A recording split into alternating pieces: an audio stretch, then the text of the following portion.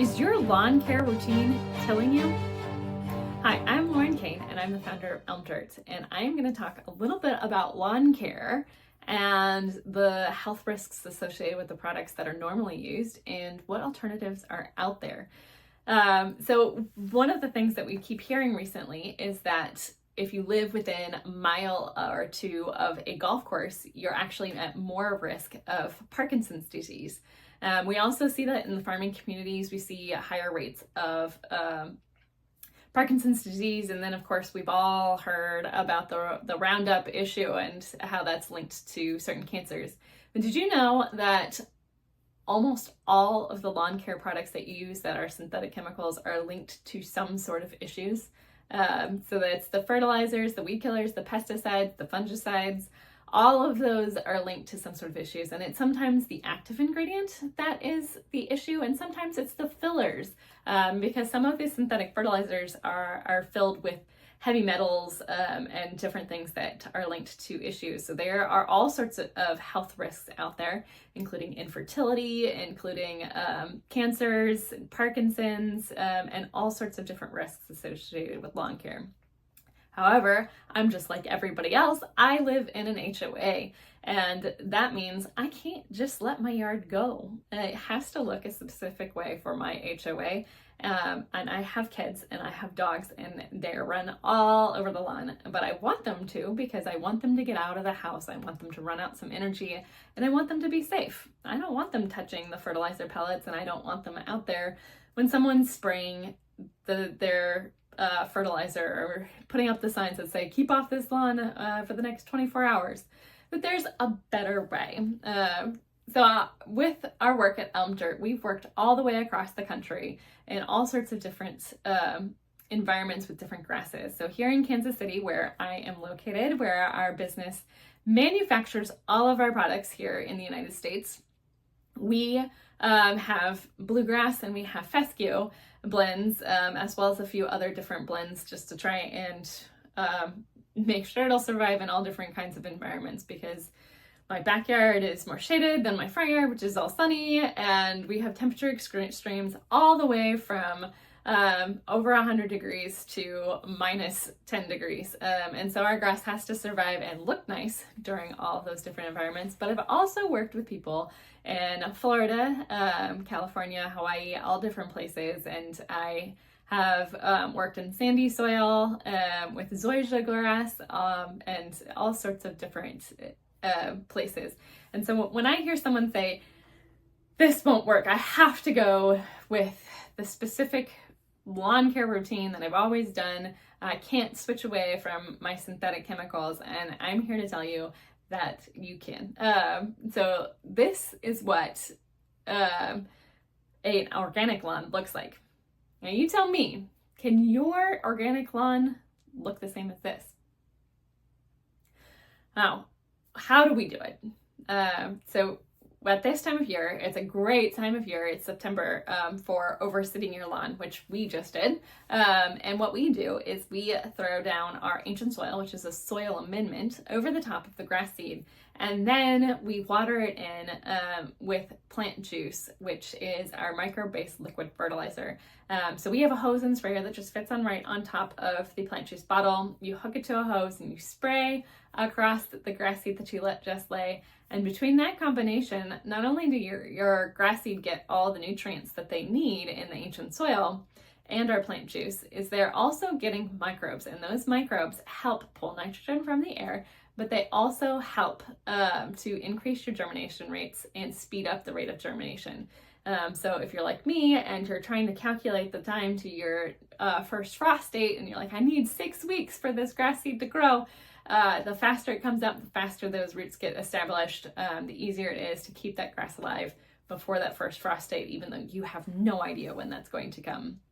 Now, the other thing I learned recently is that in the springtime, when you're getting ready to lay down your weed and feed and all the different stuff you've got going on, is that if you have a really high nitrogen fertilizer that you're putting down on your lawn in the spring, it's going to leave you open to pests and disease later on. So what that high nitrogen does is it gives your grass a shot of green really wakes it up, makes it grow like crazy, but it grows the top part. So the nitrogen helps grow the green part.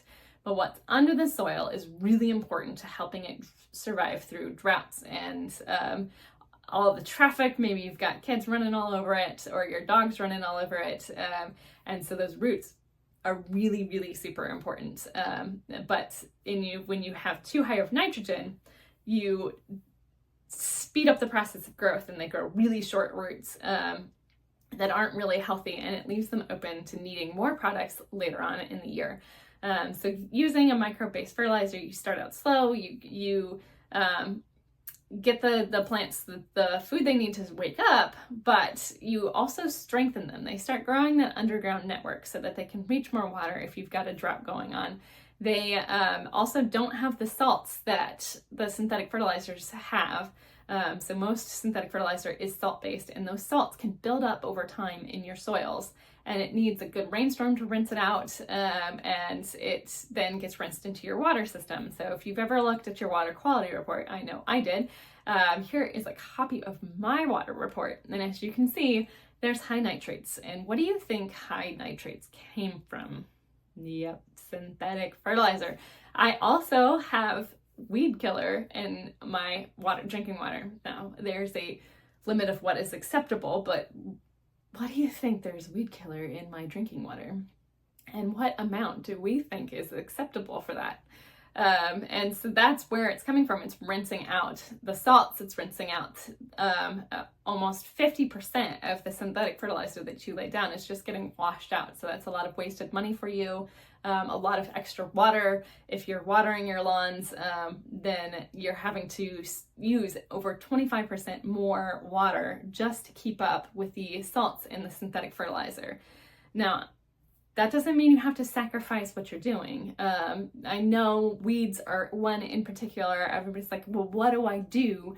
I've got weeds in my yard. I've got the crabgrass. I've got the dandelions. And there's different ways to handle it. Of course, there's some organic options, but they tend to be non-specific. For a really bad lawn, I would suggest you bite the bullet and go for the synthetic option, because that is very high concentrations. It'll take care of your problem very fast, so you're not fighting it year after year for a while.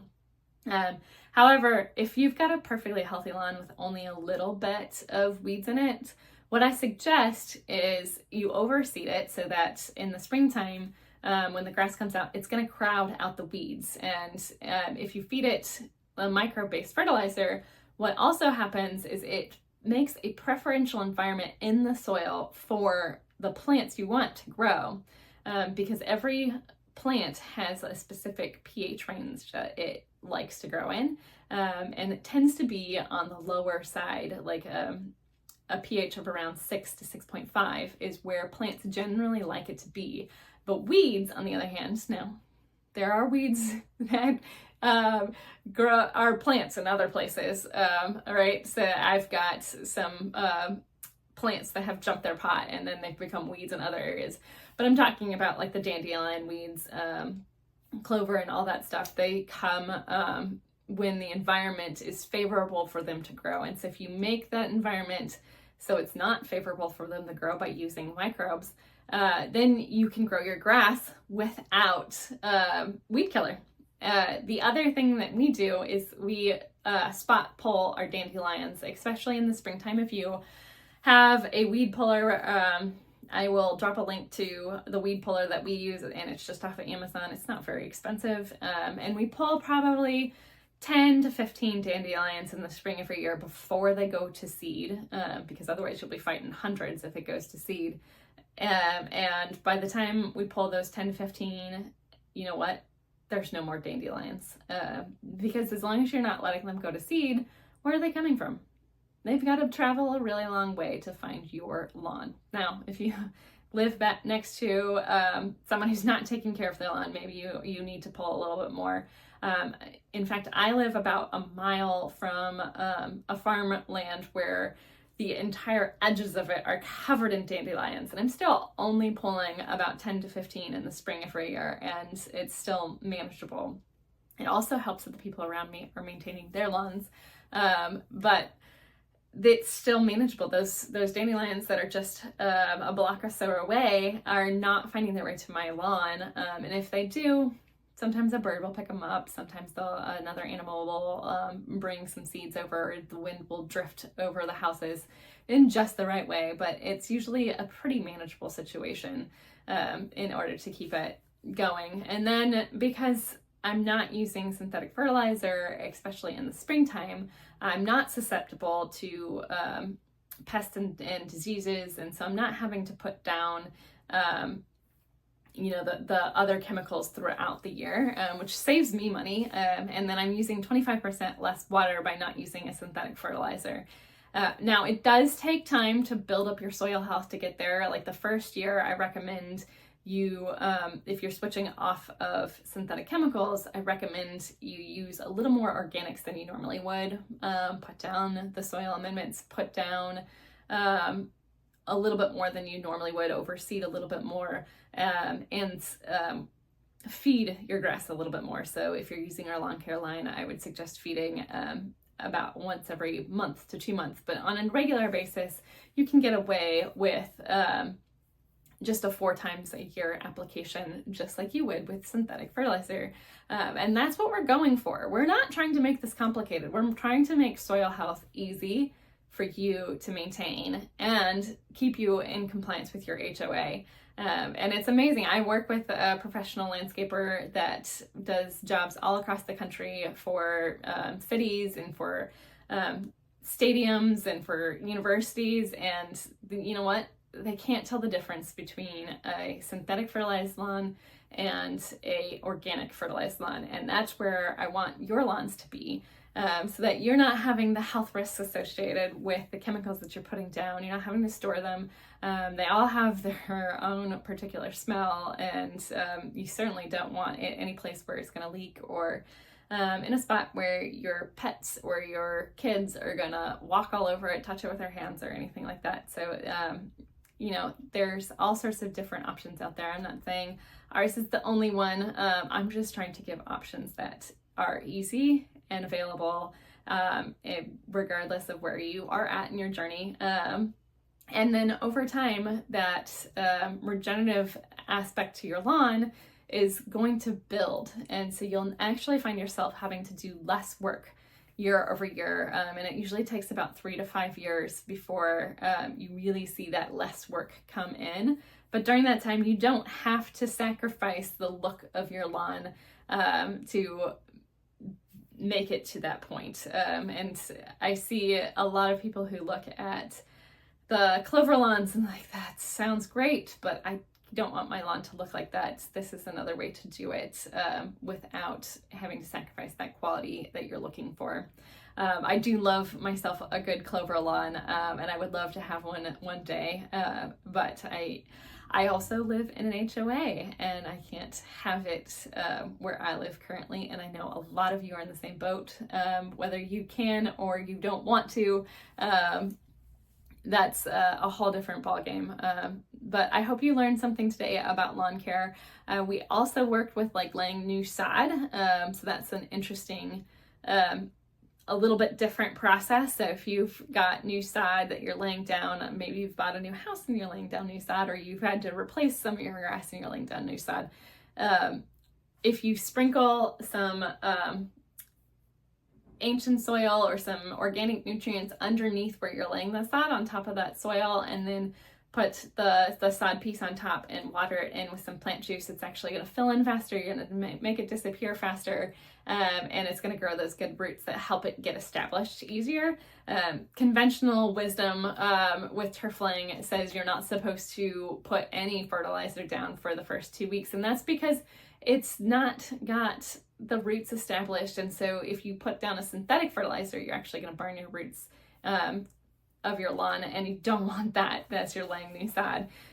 So that's another benefit of organics, is they're really helping in a different way than synthetics. And if you're like, I can't give up synthetics, if you use it in line with a microbe-based fertilizer, those microbes are actually going to lock in that synthetic fertilizer better and keep it where it's supposed to be, instead of having 50% wash away and 50% of your money just wash and drain.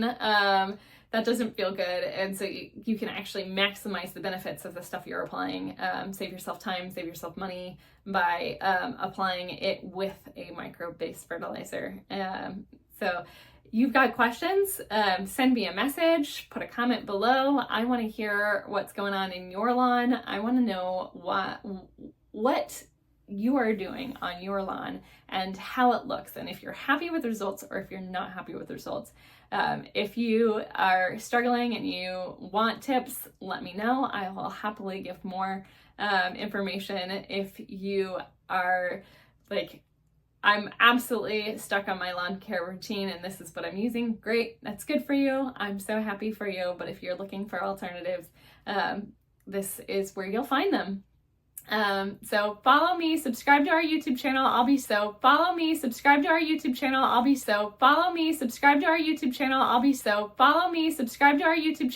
Sharing more tips and tricks as we go on not just lawns, but plants in general. If you got flower beds, garden beds, indoor houseplants that you're growing, I am filming all sorts of content for you guys, and I hope you like it, so let me know. And then follow us on our social media. They're all at Elm Dirt, and our website is elmdirt.com, and we share more content in all the different places. So if you're looking for more information, we have it somewhere.